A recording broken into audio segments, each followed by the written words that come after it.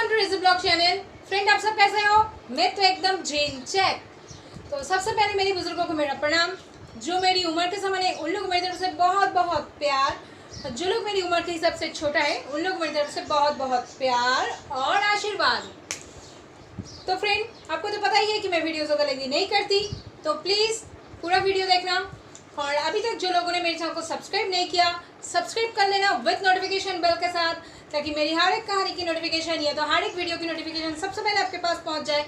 और एक like comment share तो बनता है ना। तो चलो ज़्यादा बकबक ना करते हुए कहानी की तरफ बढ़ते हैं। कहानी शुरू करते हैं।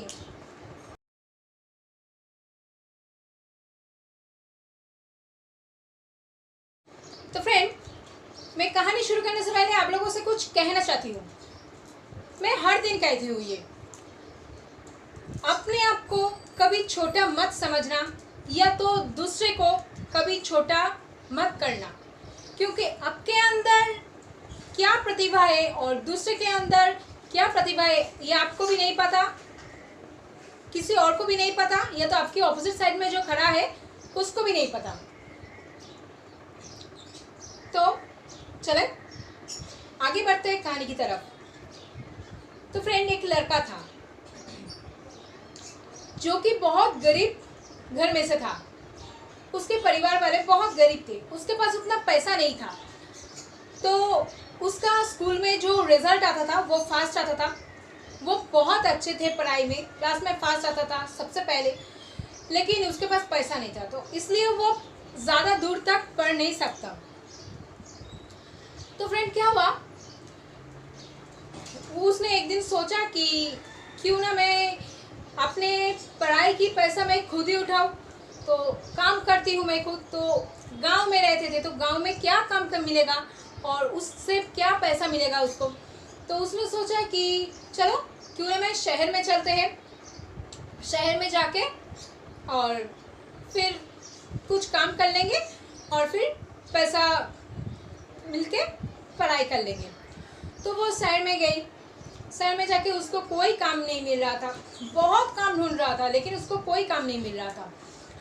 तो एक दिन उसको काम मिला फुटबॉल कोर्ट में। फुटबॉल कोर्ट में काम मिला मतलब वो कोर्ट में जो पेड़ों के सूखे पत्ते पड़ते थे उसको वो झाड़ पोछ करता था। सुबह आते थे तभी करता था, शाम पे आते थे तभी करता था। क्यों, वो कोर्ट में जो प्रैक्टिस करने के लिए आते थे उन लोगों को ग्राउंड साफ सुथरा चाहिए, तो आता था। और फिर कोर्ट में जो कोच थे, फुटबॉल की जो कोच थे, उनके लिए चाय नाश्ता पानी लेके आते थे। यही था उसका काम। तो ऐसे काम करते उसको पैसा मिला था और वो पैसे से अपनी पढ़ाई पूरी करते थे और कुछ खाने के लिए बचा के रखते थे। तो ऐसा होता। तो एक दिन देखो, एक आदमी है तो उसको अंदर ही अंदर कुछ तो सपने हैं।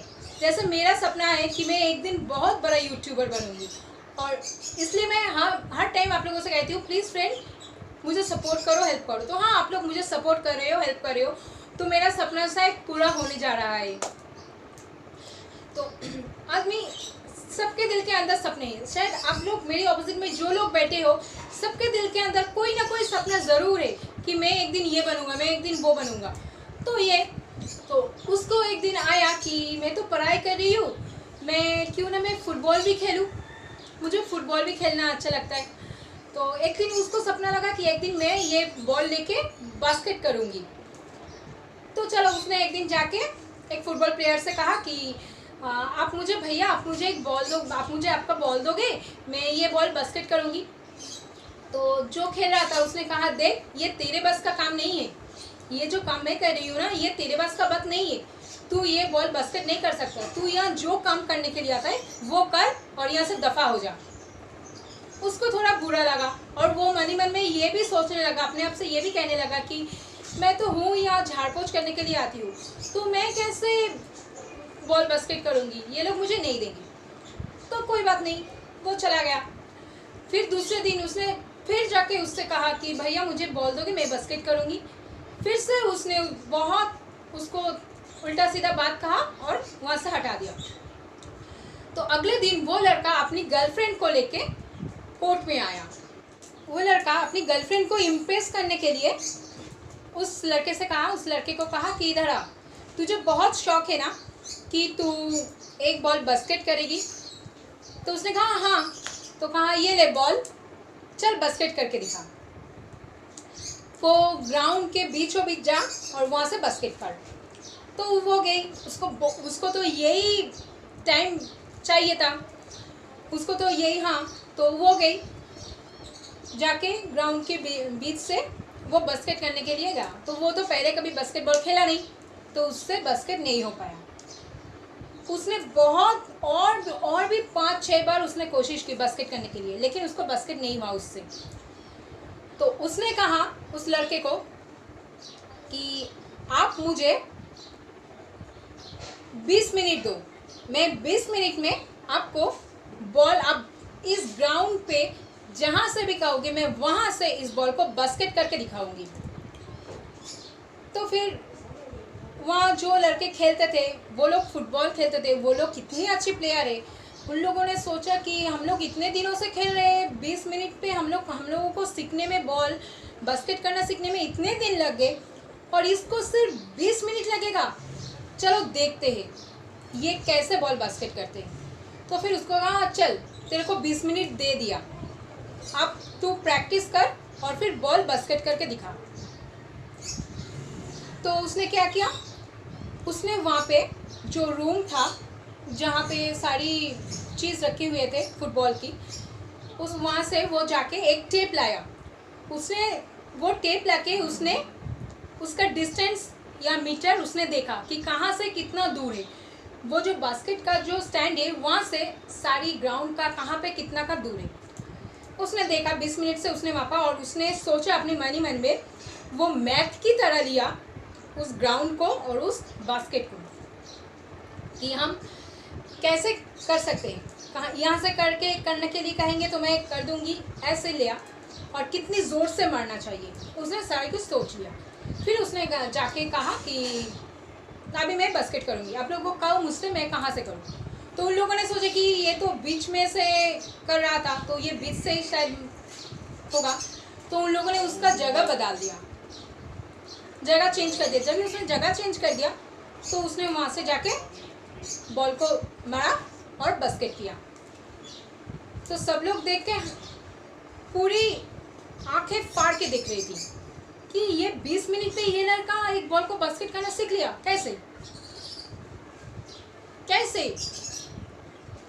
क्योंकि फ्रेंड, अगर आप किसी चीज़ को चाहने के लिए मन लगा दोगे ना, तो सारी कायनात लग जाती है उससे आपको मिलाने में। तो फ्रेंड, यही था आज का कहानी। तो मेरा कहने का मतलब यही है कि कभी किसी को छोटा मत समझना, कभी किसी को कहीं पे भी छोटा मत करना, और अपने आप को, खुद को भी कभी छोटा मत समझना। हमेशा यही समझो कि हाँ मुझसे होगा, मैं करके दिखाऊंगी। ये कह रहे हैं कि मुझसे नहीं होगा, मैं करूंगी।